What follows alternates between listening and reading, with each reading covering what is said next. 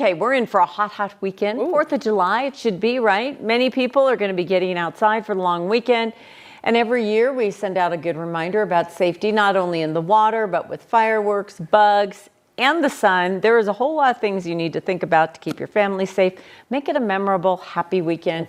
You do not want to go to the ER. No. On a holiday weekend. Dr. Paolo will tell you that. Especially the new interns are starting on July 1st. Oh. So it's a brand new set of doctors fresh out of medical school. Okay, that's some incentive. That's all you had to say with a smile. She said it with a smile. Fresh out of medical school. A twinkle in her eye. So let's start with sun safety. What do you recommend for sunscreen usage? Especially coming up, I think this Friday, we're looking at like high 80s, 90 degrees. So I would say a couple things. One, of course, when we're outside, we think about sunscreen, but you want to make sure you're using a broad spectrum sunscreen, at least SPF 30, and applying it every 2 hours. And if you're up in the mountains spending the weekend up there, you want to make sure that you potentially are even using a higher SPF, because the more altitude, for every 1,000 feet of elevation, you actually get more penetration of the UV rays. And so spending time outdoors is fun. It doesn't feel as hot in the mountains, but you're actually getting more UV exposure. So and really try to use the mineral sunscreens, because I'm not a huge fan of the ones containing oxybenzone and some of those other chemicals that can actually get into your system.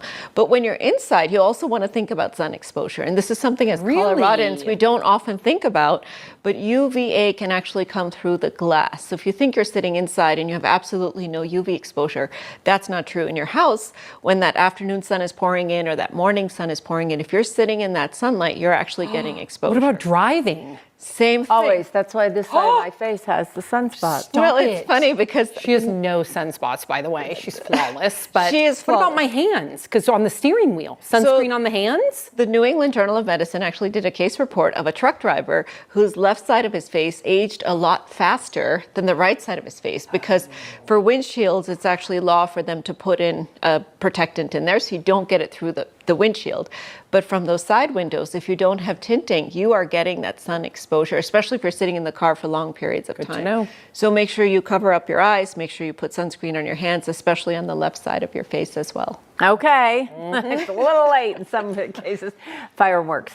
They make me really nervous, period. But I do know a lot of people, it's a family tradition, and they're always like, oh, I'm really safe. I know what I'm doing. But they really are risky, and a lot of injuries happen. A lot of injuries, especially for kids, and especially because kids don't necessarily know the risks. So just sit down. If you do it as part of your family tradition, review everything with your kids. You want to keep your pets away from it. You want to wear tight-fitting clothing when you're doing fireworks, because you don't want anything to accidentally I never thought about that. Scary. Yes, and you only want to light one firework at a time.